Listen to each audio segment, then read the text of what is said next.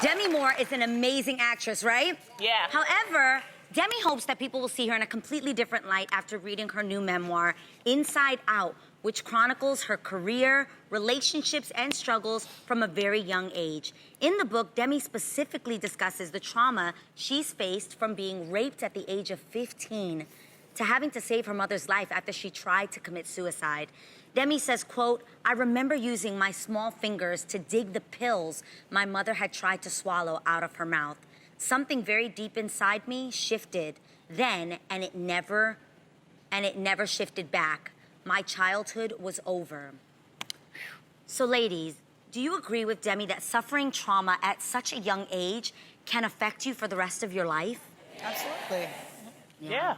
Yeah. Especially if you don't deal with it. That's the thing. You have to, it's hard. A lot of people repress it.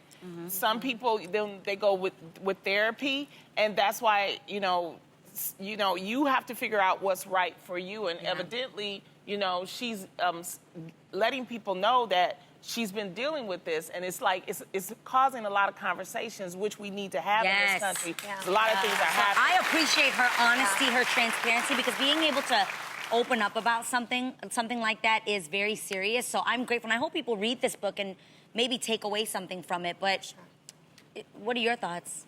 I think that what happens, I think we all are shaped by our histories and our experiences, et cetera, but I think sometimes we can feel trapped in them, like feeling like because it shaped us into a certain person, like that's who we are, we don't have a way of getting past that, or we don't have a way of finding a new place of maybe happiness or contentment. And I think some of us just feel like permanently scarred by things and by society's like stigma of things that have happened to us. And so that's why like therapy is so important and it is so necessary. And not all therapy is the same.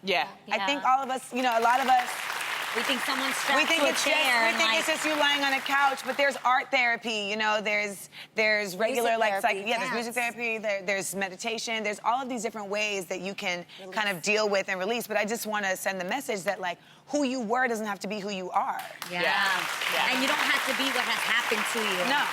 You can change anything. Have either of you girls ever experienced anything like that in your life? No, but I think that I know people who have felt like they were trapped by this and they went to certain types of therapy. Well, I know two people who never got the chance to go to therapy, and it actually affected their life decisions. Wow. Really? Like I have a friend who had a very rough childhood with her mom, and now she's repeating that cycle with children.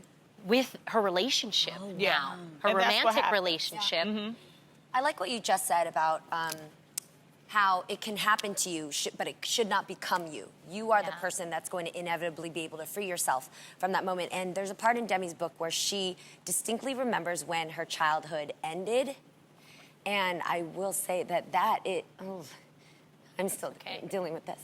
But if you've been abused in your past, like I have, it's almost like all of a sudden you completely see this whole darkness come over you, and you all of a sudden know too much for a kid. When you're a kid, you're innocent, you look to your parents as superheroes, everything's fluffy and cool, and your biggest responsibility is brushing your teeth and going to bed on time. But then all of a sudden when you feel a predator or you feel endangered, you don't feel safe, everything's scary.